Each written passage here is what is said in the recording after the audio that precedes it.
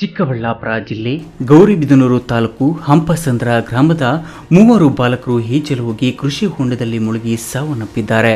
ಮೃತ ಬಾಲಕರನ್ನು ಹಂಪಸಂದ್ರ ಗ್ರಾಮದ ಲಿಖಿತ್ 16 ವರ್ಷ, ಮನೋಜ್ 15 ವರ್ಷ ಹಾಗೂ ರಾಜೇಶ್ 16 ವರ್ಷ ಎಂದು ಗುರುತಿಸಲಾಗಿದೆ. ಬೇಸಿಗೆ ರಜೆಯ ಹಿನ್ನೆಲೆ ಬೆಂಗಳೂರಿನ ಮನೋಜ್ ಹಂಪಸಂದ್ರದ ಅಜ್ಜಿ ಮನೆಗೆ ಬಂದಿದ್ದ.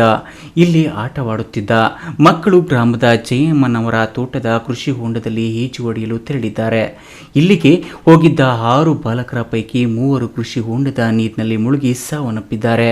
ಇನ್ನು 3 ಬಾಲಕರು ಅದೃಷ್ಟವಶಾತ್ 3 ಬಾಲಕರು ಪ್ರಾಣಾಪಾಯದಿಂದ ಪಾರಾಗಿದ್ದು ಮಾಹಿತಿಯನ್ನು ಗ್ರಾಮಸ್ಥರಿಗೆ ಮುಟ್ಟಿಸಿದ್ದಾರೆ. ಈ ಮಾಹಿತಿ ತಿಳಿದ ಗ್ರಾಮಸ್ಥರು ಅಗ್ನಿಶಾಮಕ ದಳದ ಸಿಬ್ಬಂದಿಗೆ ದೂರವಾಣಿ ಮೂಲಕ ದೂರು ಕೊಟ್ಟಿದ್ದಾರೆ.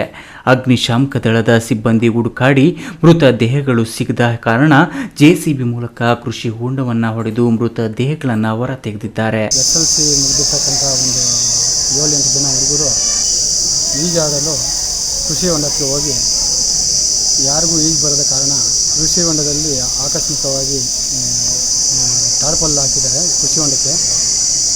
ಯಾವುದರಿಂದ ಜಾರಿ ಬಿದ್ದು ಒಬ್ರಿಗೂ ಸರಿಯಾಗಿ ಈಜು ಬರಲ್ಲ. ಒಬ್ರಿಗೊಬ್ರು ಲಿಂಕ್ ಆಗಿ ಇನ್ನು 6 ಜನ ಮೇಲೆ ಬಂದಿದೆ. ಇನ್ನು 3 ಜನನು ಸೆಂಟ್ರಲ್ಲಿ ಆಳ ಒಂದು 20 ಅಡಿ ಇದೆ, ಅದರೊಳಗಡೆ ಹೋಗಿ 3 ಜನ ಮೃತಪಟ್ಟಿದ್ದಾರೆ. ಸದ್ಯ ಸ್ಥಳದಲ್ಲಿ ಪೋಷಕರ ಅಳಲು ಆಕ್ರಂದನ ಮುಗಿಲು ಮುಟ್ಟಿದ್ದು, ಸ್ಥಳಕ್ಕೆ ಗೌರಿಬಿದನೂರು ಸರ್ಕಲ್ ಇನ್ಸ್ಪೆಕ್ಟರ್ ಶಶಿಧರ್ ಹಾಗೂ ಗ್ರಾಮಾಂತರ ಠಾಣೆ ಸಬ್ ಇನ್ಸ್ಪೆಕ್ಟರ್ ವಿಜಯಕುಮಾರ್ ಹಾಗೂ ಸಿಬ್ಬಂದಿ ಭೇಟಿ ಕೊಟ್ಟು ಪ್ರಕರಣವನ್ನು ದಾಖಲಿಸಿಕೊಂಡಿದ್ದಾರೆ.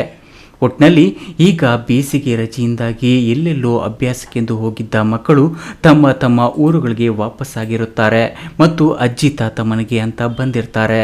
ಊರ ಸುತ್ತಮುತ್ತ ವ್ಯವಸಾಯಕ್ಕೆ ಅಂತ ನಿರ್ಮಿಸಿರೋ ಕೃಷಿ ಹೊಂಡಗಳು, ತೆರೆದ ಕೊಳವೆ ಬಾವಿಗಳು, ಮರ ಹತ್ತುವುದು ಮಾಡಲು ಮುಂದಾಗುತ್ತಾರೆ. ಅಂತಹ ಮಕ್ಕಳ ಆಟ ಪಾಠ ಓಡಾಟ ಕಡೆ ಪೋಷಕರು ಕೊಂಚ ಎಚ್ಚರ ವಹಿಸಿದರೆ ಇಂತಹ ಘಟನೆಗಳು ಮರುಕಳಿಸದಂತೆ ಆಗುತ್ತದೆ ಎಂಬುದೇ ಈ ನ್ಯೂಸ್ ಟಿವಿಯ ಕಳಕಳಿ. ಪ್ರದೀಪ್, ಈ ನ್ಯೂಸ್ ಟಿವಿ, ಗೌರಿಬಿದನೂರು.